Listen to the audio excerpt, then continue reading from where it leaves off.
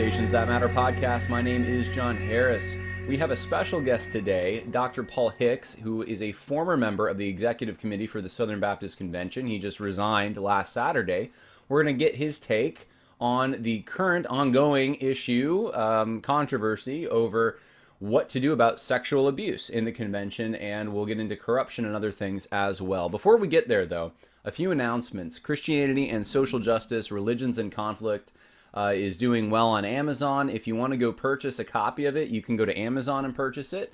Or you can go to, actually you'll find the Amazon link there as well, but you can go to christianityandsocialjustice.com. That's christianityandsocialjustice.com.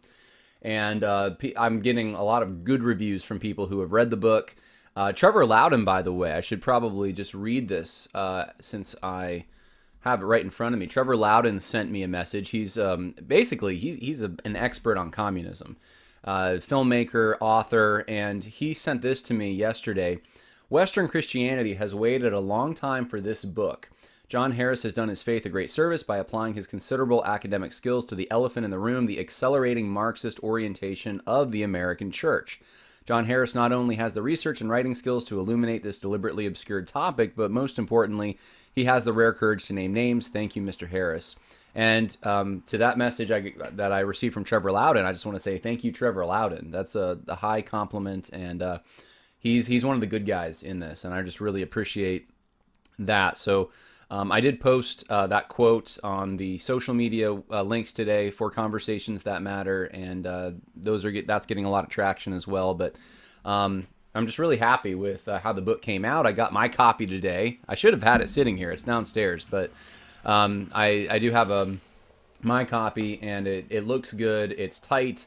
It explains liberation theology, critical race theory, the whole panoply of social justice, and why it is in conflict with Christianity, what Christianity offers that social justice can never offer. And so I would encourage you, go get your copy of that, christianityandsocialjustice.com. And special offer, if you become a patron, link is in the info section to become a patron. Member of patreon.com, $10 a month or more. If you just sign up $10 a month to Conversations That Matter, then I will send you an autographed copy of Christianity and Social Justice, Religions in Conflict for free. So there you go. It's only $10 a month to get that. So you sign up at patreon.com, but the specific link for, I think it's patreon.com/worldview conversation, but I'll put the link in the info section for everyone if you're interested in that. So without further ado, let's talk to Dr. Paul Hicks. Dr. Paul Hicks is a bivocational pastor who was on the executive committee. He was, at least until last Saturday, and he resigned. There's an article up on Capstone Report that has more of the details, but we are going to get the story straight from Dr. Hicks. So welcome to the Conversations That Matter program, and I appreciate you being willing to share with us kind of what's going on. Well, great. Thank you for having me. That's an honor. So why don't you just run everyone through kind of who you are? You're a pastor, you're bivocational, though. You've been on the executive committee for the Southern Baptist Convention for 7 years, and you decided to resign. Why would you do that?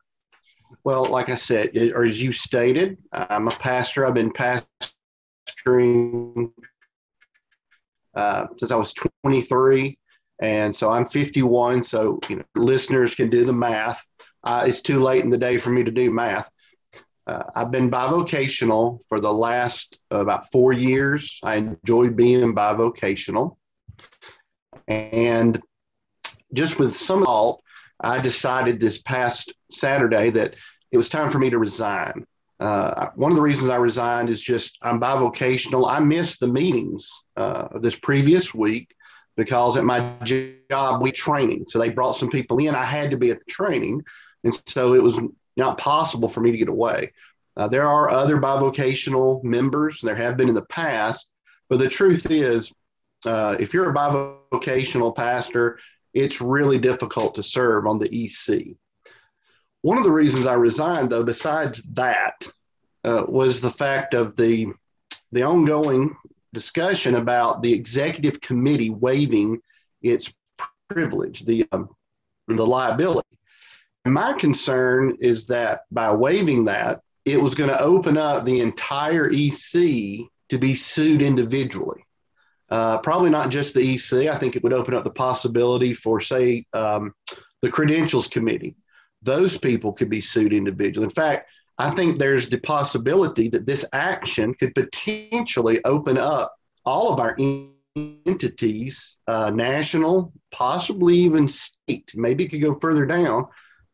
It would open all of us up to lawsuits. That has been a goal of many people seeing this, and people have gotten huge cash settlements. And if they ever get a way to get to the cooperative program money, they're going to do it. There's people that's what they make their living doing. And so I decided that it was time for me to get out while I was covered, because I don't want to be a part of anything like that. I want to back up 2 steps because there's a lot of confusion. I'm thinking of the laymen in the Southern Baptist Convention. They go to church, they give money to the Lottie Moon offering, and they give money on Sunday, and they don't understand exactly what's going on at the highest levels of their denomination. But there has been, for the last couple of years, a push to get some oversight from the executive committee of the Southern Baptist Convention, I guess over churches, for the purpose of preventing sex abuse. Am I stating that correctly? The way you put it, I'll just be honest, I'm not sure. The water has been very muddied since the Credentials Committee's purpose was changed several years ago. When that took place, I was one of the few executive committee members that opposed it. And I understand I'm completely against sexual abuse. The best way to stop sexual abuse, someone for being a repeat offender, is to rope and hang them downtown. And I don't think you're going to find anybody in our entities that's in favor of sexual abuse. The problem is, what can you do about it? We are a bottom to the top organization. The churches, the local church is the highest authority in the Southern Baptist Convention. And the executive committee has a very limited role, as do all the entities. So when they began to change, originally when the Credentials Committee purpose was changed, we were assured by the leadership that, it's not an investigative arm. There's no investigation going to be, part of this. Well, what do you do when individuals and churches begin to submit reports of alleged abuse to the Credentials Committee? And I think that's part of where we are now. So that's a real big question. What is supposed to be done? My understanding is that the task force is wanting to look at executive committee minutes and have access to everything. Well, as far as I know, there's never been a case brought against the executive committee regarding sexual abuse. To my knowledge, no sexual abuse has ever taken place at the executive building or when the executive committee has been somewhere. So my concern is, the executive committee is not responsible for any seminary, any church, the other entities. So it makes me question, why are they doing this? So there's been a push, and this is, I guess, what came out of this is this task force from the Southern Baptist Convention this year. They voted on, we're going to have a task force to investigate. But the push is to get some kind of a remedy to situations that involve sexual abuse from the executive committee of the Southern Baptist Convention. And for those who don't know, Southern Baptists believe in church autonomy. So the churches they stand alone, they cooperate together for missions and other things, but they are individually churches themselves. And the way it was handled up until recently, I thought, was you call the police at your local church and you handle it kind of in your community, in your church. Exactly. Is that correct? Yes. In fact, if anybody's listening now, if you know somebody, your next door neighbor, someone at your church, anything, call the authorities immediately. That's what you do. Okay, so this became, though, through like the Caring Well initiative and I don't know what else, but sort of, I guess, when the Me Too stuff started, that's at least when I started hearing about it, there became this obsession with getting the center of the convention, the executive committee and other entities now, seminaries and so forth, to do something extra to combat sexual abuse.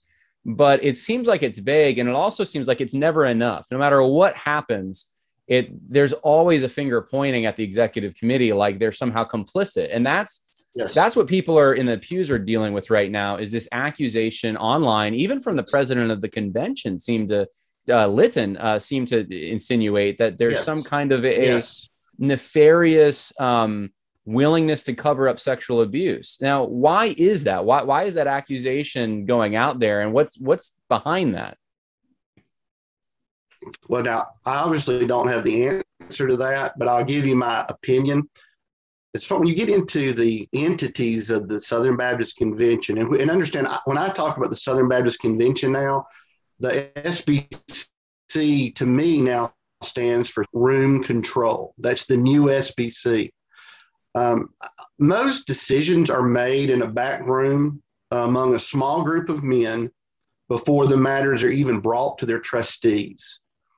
So many times trustees are rubber stamping things and or have very little time to make decisions or don't understand the issues at hand. I think you're dealing with a lot of incompetence. I think you're dealing with back room that is purpose for other workers. I think it's done on purpose. You know, there's an old saying, follow the money. And I believe if you look at our entities today, follow the money. They're individuals, they are making 6, 7 figures off of our cooperative program money. Sometimes, I believe, sometimes more. So why are the accusations being leveled? I'm not sure, but I believe one reason is because as Southern Baptists especially, we believe in protecting children, looking after the weak. We're a people that are known for a desire for righteousness.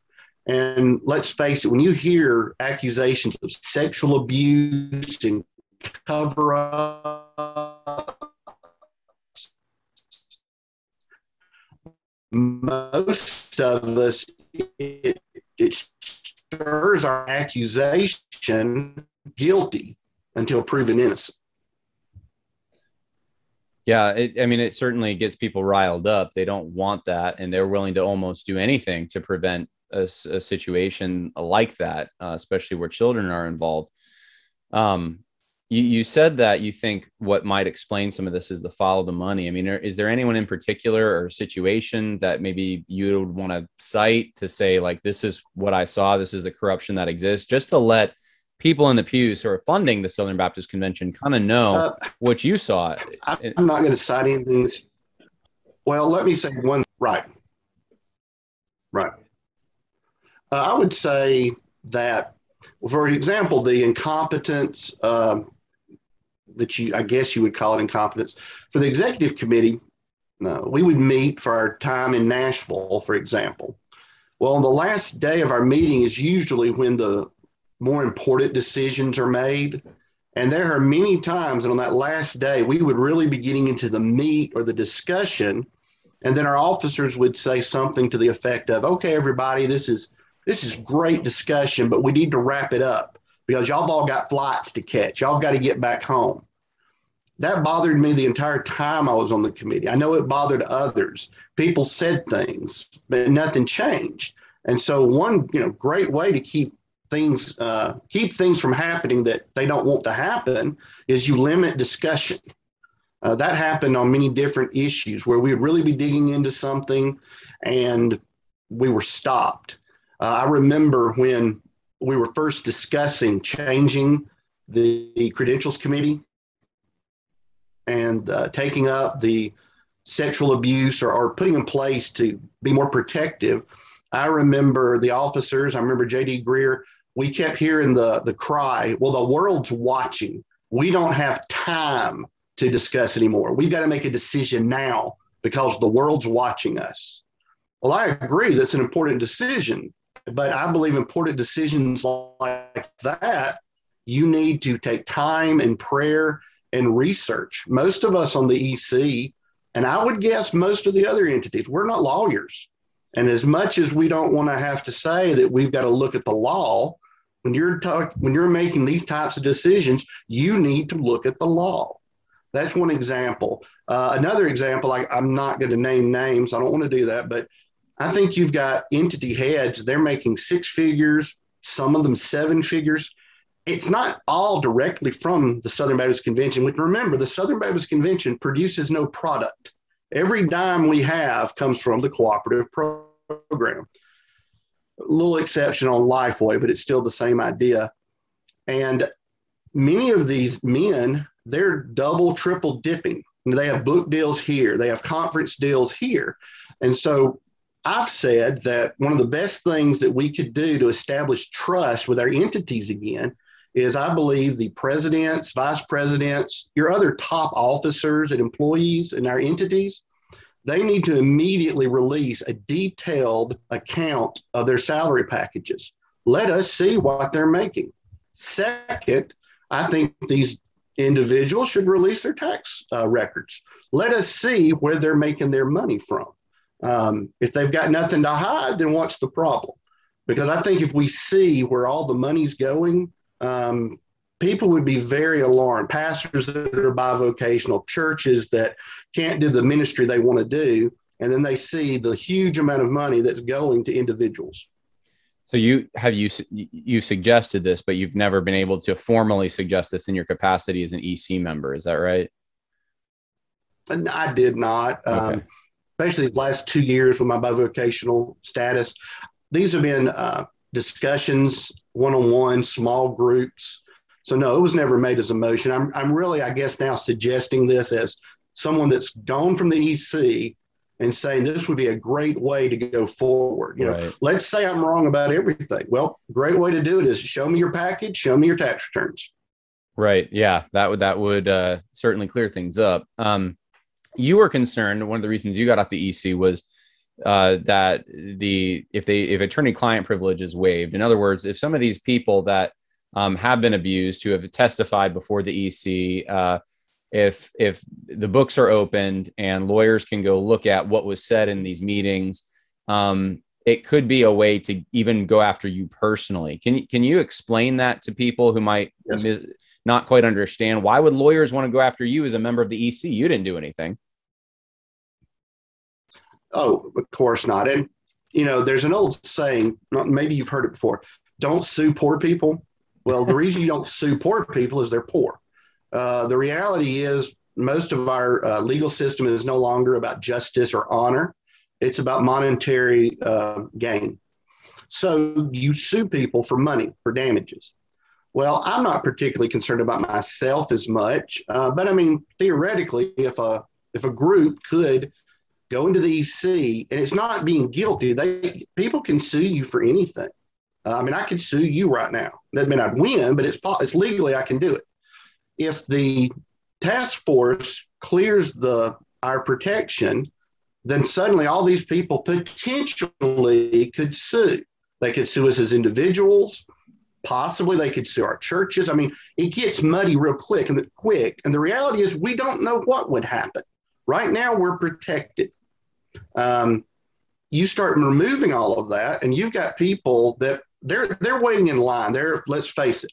And no offense to any lawyers out there. I've got family members that are lawyers that are wonderful. I know great lawyers, but there's also terrible lawyers. Well, they make their living off lawsuits. And if they make money for you, they make money. So if they could sue individuals, they would, but especially, let's be honest, there are some people on the EC and all the other entities. This isn't just about the EC that make good money, or they're on, they're trustees for a college or a seminary. And it's really important, we're all surrounded by the cooperative program. People want that money. And so, you know, suddenly these lawsuits could just come out of the woodwork. Yeah. And we know for a fact, you know, on the EC, we know there's always people that are trying to do lawsuits. And so that's my concern. I just said, you know, I don't want to be a part of it. I'm tired of the incompetence. I just want away from all this. Yeah. And I don't blame you for that, especially with everything you have going on, which sounds like it's a lot. Yes. For people that are still, I think it's getting clearer for them. But I guess what I want to ask is, you were part of the meetings leading up to when you resigned, which was last Saturday. So you've been part of the discussion to some extent, at least, about what authority to give to this task force. How is this going to work? And so I'll just say it this way: it's the left. I don't, you don't have to agree with my terminology, but I think it's the left. I think it's the social justice leaning people in the Southern Baptist Convention that are spinning a narrative that there's something that the executive committee is trying to hide something. The controversy has been whether or not you're for or against abuse, but that's not the actual question. It sounds to me like, from what you're saying, the actual question and what's been debated is whether or not you're going to allow this task force to open a door that could potentially allow lawyers to go after people, even individually. And that's the question: is, do we allow that? It has nothing to do with abuse or not abuse, which is what the left is trying to make it out like it is. Am I right on that? Yes. Let's see. Yes. Okay. This has so much to do with it. And I think by what you said is also touching on the fact that, this is just one of the facts. It's out there. Southern Baptist Convention is overwhelmingly a conservative denomination. We're one of the last churches that believes that God only calls men to be pastors. We're one of the last denominations that rejects homosexuality and all the ABC degenerate teaching that's out there. That's not popular. We're one of the last denominations that says abortion is always wrong, and you can go on and on. Well, a lot of our members are Republican. That is not popular. And so there's a lot of agencies that they really want the Southern Baptist Convention to go away. And that plays a part in it.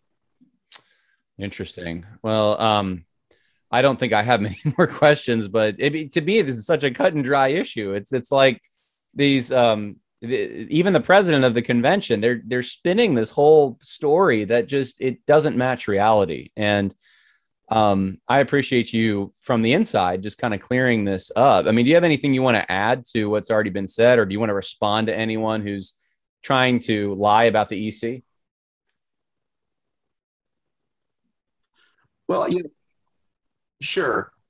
I would say that, one thing that someone might say against, me speaking out, and this is my opinion, as I'll state it again, prove me wrong.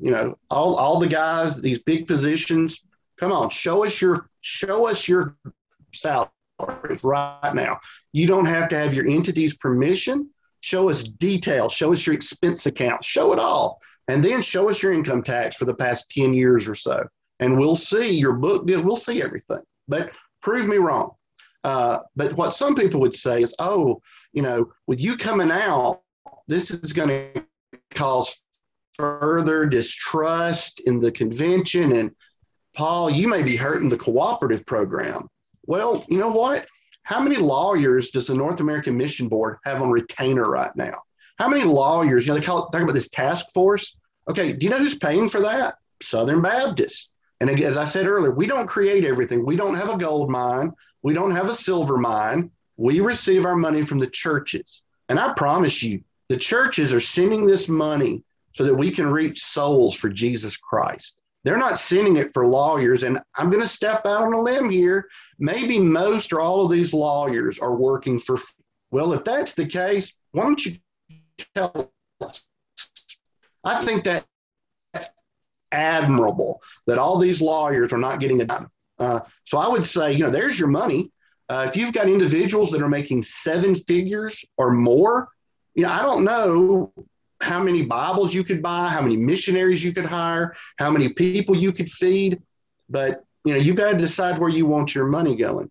It's my understanding that when Tom Rayner left Lifeway, when he retired, he got a severance. I've never got a severance when I retired. And one of a part of his severance was he got $1 million. Wow. So you can honestly say that at least in this case, Southern Baptist, through the cooperative program, made somebody a millionaire. Wow. That's disgusting, frankly. I'll ask you, disgusting. yeah, personally, are you staying? I mean, you're a pastor. Are you going to stay in the convention, or are you waiting to get out for some? What's your stand on that? I'm staying at the moment. I'm going to stay at the moment because I want to see what happens. I still want a voice. I would encourage churches, and again, I know a lot of churches that are leaving. They're leaving the convention. They've already said it. They're fed up with it. I would urge churches, pray about it, and instead of leaving, I'm issuing I call it the $14 challenge. Each year, give up $1 to the cooperative program a month. That's $12. Give $1 to Annie, give $1 to Lottie. That's $14.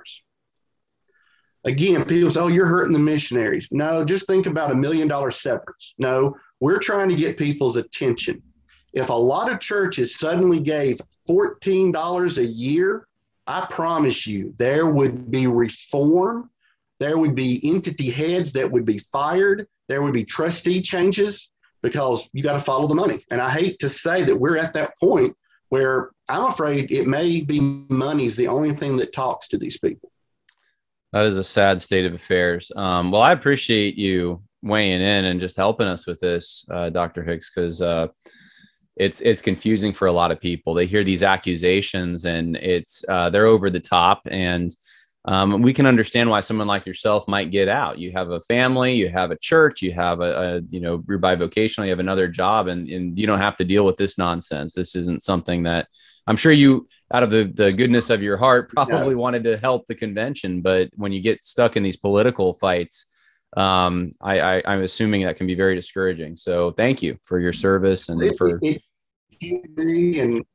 and I appreciate that. Like one thing when we were discussing back when we were discussing the sexual issues plaguing the convention, one thing I suggested, I said, well, here's something we could do in the short term.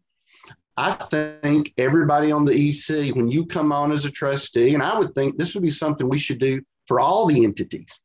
Every one of us should submit to a full background check. What a wonderful example that would set. You know what I got, how I was responded to? Crickets. Crickets. Wow. I wanted to stand up and shout, the world is watching, the world is watching. But that, to me, that was a very simple, immediate thing we could do to show, hey, we're trying. And that's what we tell all our churches, have background checks. Everyone that works with children, works with anybody, for that matter, staff members, volunteers, they should have background checks. Right. Well, why not entities? Why not trustees? Yeah, that's an interesting, because it almost makes you wonder whether this task force is just a symbol. It's throwing a bone, and it's is there actually some teeth behind this that will help victims, actual victims? That's supposed to be the point. Exactly. And then you've got people like the president of the convention that, in my opinion, still hasn't explained why he doesn't write his own sermons. And we have so many people that if you have the time to dig into it, which I don't, nobody does, you start finding out who used to be at whose church on staff, who did whose wedding, who roomed with who in seminary, who's on each other's boards. But when you begin to put all that down, you begin to see the people that are all connected. Their names keep coming up in scandal after scandal. And remember, I'm just going to say, this is going to hurt some people's feelings. This may make some people mad. They couldn't get real jobs. This is what they do all day long, is figure out where the money's coming to their entity. They get to travel around in first class. They stay at nice hotels. They get taken to ball games and dinner. They get to speak. People want their autograph. That blows my mind. It's the whole celebrity culture we've created in evangelical circles. So these people, they don't want the money stopped. They are building their own empires. That's a powerful note to end on, because it's a reality check for everyone who's giving to the Southern Baptist Convention. I hope if you're Southern Baptist and you're hearing what Dr. Hicks has to say, that you'll take that to heart. Maybe take this was it $14 challenge and get serious. Challenge. Yeah. I mean, I'm telling you, even if you just did it from now till, the first of the year, suddenly people would start answering some questions. I promise. Well, on that note, thank you, Dr. Paul Hicks. Appreciate you being willing to talk about this stuff. God bless you on your endeavors. And I'm glad that you have at least one weight off your chest now, so you can focus on your church. Well, that was Dr. Paul Hicks. I hope that was beneficial to everyone who's a Southern Baptist out there. Understanding more about your denomination, I think, is important if you give money to it. Just a quick reminder for those who are interested, patrons of $10 or more a month to Conversations That Matter will receive a free copy of Christianity and Social Justice, Religions in Conflict, autographed by myself. And you can find the link in the info section if that's something that interests you.